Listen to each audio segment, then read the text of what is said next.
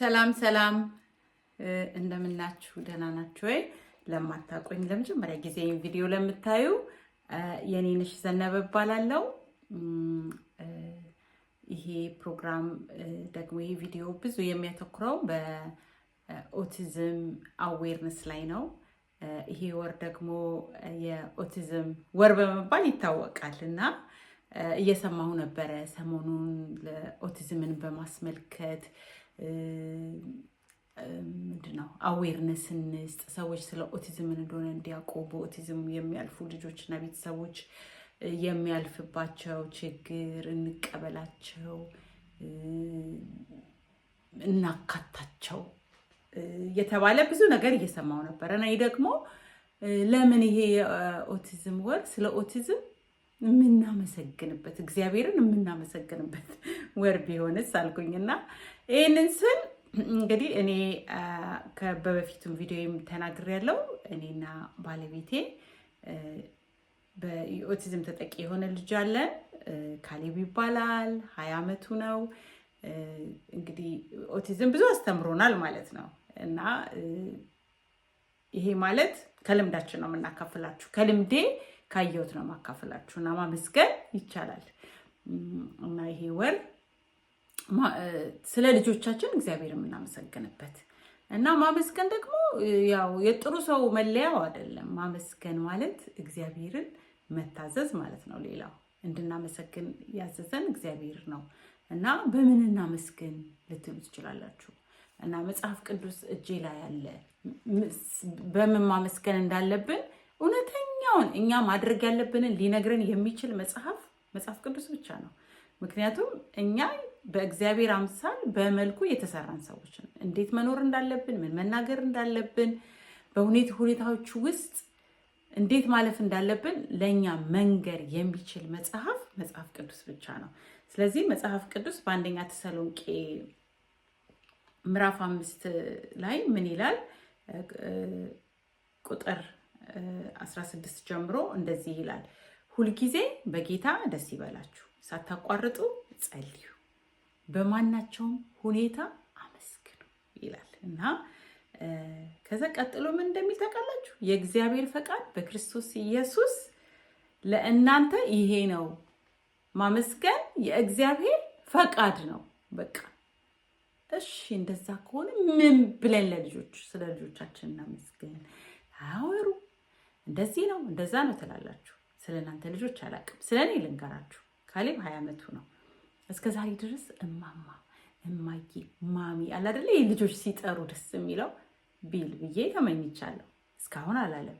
እስካሁን ድረስ ራሱን ችሎ የሚጸዳዳ ምንም አይነት የሰው እርዳታ የማያስፈልገው ቢሆን ደስ ይለኛል።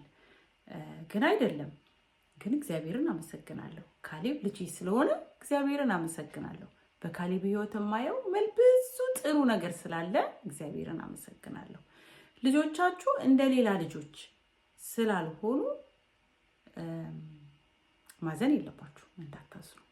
እግዚአብሔርን አመስግኑ። እነዚህ ልጆች በደንብ ካስተዋላችኋቸው ወዳጅ ለመሆን በጣም ቅርብ ናቸው።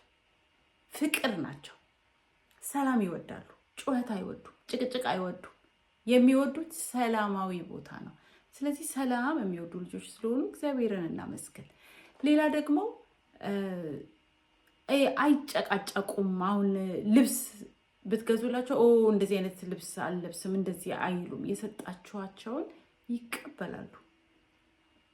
በአንደበታቸው ገልጸው አመሰግናለሁ ባይሉ መቀበላቸው አመስጋኝ ናቸው እንጂ ብዙ አያስቸግሩም። የሰጠናቸውን ይበላሉ። የሰጠናቸው ወንበር ላይ ይቀመጣሉ እና በጣም ብዙ መልካም ነገር ሰላማዊ ናቸው።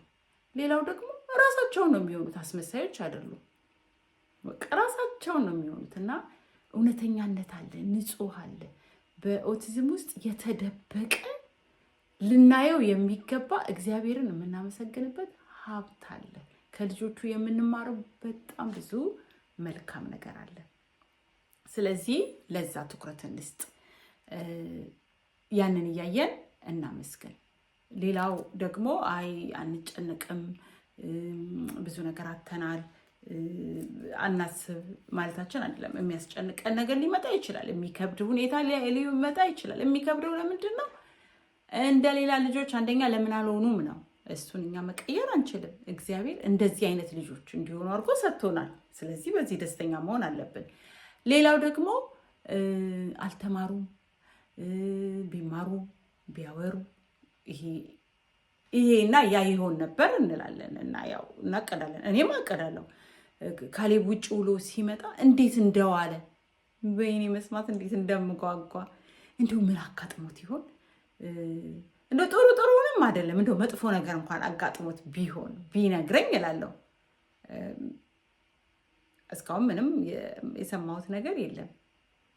ግን እኔ የምፈልገው እኔ የጓጓሁለት ነገር ስላልሆነ እኔ በእኔ አስተሳሰብ ደግሞ የተማረ ሰው ነው እንደዚህ የሚሆነው፣ የተማረ ሰው ቢማር እንደዚህ ደረጃ ይደርሳል በሚል አስተሳሰብ ውስጥ ስለኖርኩና ስላደግኩ ያን ደግሞ ልጄ ስላልሆነ ምላሹ ሀዘን መሆን የለበትም። 244 ሚሊዮን ሰዎች በዓለማችን ላይ በሁሉም አህጉር ውስጥ ያልተማሩ ትምህርት ቤት የሚባል ሳያውቁ በሰላም የሚኖሩ ልጆችም ወጣቶችም አዋቂዎችም አሉ። ስለዚህ በዚህ ምድር ለመኖር መማር በጣም ዋናው ነገር አይደለም። ለማዘንም ደግሞ ትልቁ ምክንያት መሆን የለበትም። ስለዚህ እናመስግን። መጽሐፍ ቅዱስ በፊልጵስዩስ 4 ላይ ከ4 ጀምሮ እንደዚህ ይላል። ሁልጊዜ በጣም እንወደዋለን። ሁልጊዜ በጌታ ደስ ይበላችሁ ይላል ጳውሎስ። ደግሜ እላለሁ ደስ ይበላችሁ፣ ገርነታችሁ ለሰው ሁሉ ይታወቅ ይልና ግን የሚያስጨንቅ ነገር ደግሞ ሲመጣ ምን ይላል? ጌታ ቅርብ ነው፣ በነገር ሁሉ በጸሎትና በምልጃ ልመናችሁን በእግዚአብሔር ዘንድ አስታውቁ እንጂ በምንም ነገር አትጨነቁ ይለናል። ስለዚህ በአንድ ጊዜ የምንጨነቅ ሰዎች፣ በአንድ ጊዜ ደግሞ ደስተኛ መሆን ሰዎች በተመሳሳይ ጊዜ መሆን አንችልም። ስለዚህ የምንችለው ምንድነው? ወይ የምንጨነቅ የምናዘን፣ እንደው ለምን የልጄ ነገር አልተቀየረም ብለን እዛ ውስጥ የምንኖር፣ ወይም ደግሞ የልጄ ነገር እኔ የምቀይረው ነገር የለም፣ ባይቀየርም ልጁ ልክ ነው፣ በቃ እንደዚህ ሆኖ እየተሰጠኝ ልጁን ለማሳደግ የሚያቅተኝ ነገር ካለ እግዚአብሔር እንዲረዳኝ እጠይቀዋለሁ። ስለዚህ እኔ ደስተኛ እሆናለሁ ብለን መወሰን አለብን። ለልጆቻችን የምንሰጠው ትልቅ ስጦታ ምን እንደሆነ ልንገራችሁ። ትልቅ ልናደርግላቸው የምንችለው ነገር ደስተኛ ቤተሰብን መፍጠር፣ ደስተኛ እናት መሆን። አሁን ለእናቶች ማለት ነው። ደስተኛ እናት፣ ደስተኛ አባት ያለበት ቤት ሰላማዊ ቤት ማለት ነው። ስለዚህ በኦቲዝም ለተጠቁ ልጆቻችን የምንሰጠው ነገር ከነሱ የጠበቅነውን ነገር ባለማግኘት በማዘን ቤቱን የሀዘን ቤት ማድረግ ሳይሆን ልጆቻችን የእግዚአብሔር ስጦታ ስለሆኑ፣ ቅን ስለሆኑ፣ ውድ ልጆች ስለሆኑ በመደሰት ነው እና ደስ ይበላችሁ። ስለዚህ የኦቲዝም ወር የደስታ የምስጋና ወር አድርጉት። ደህና ሁኑ።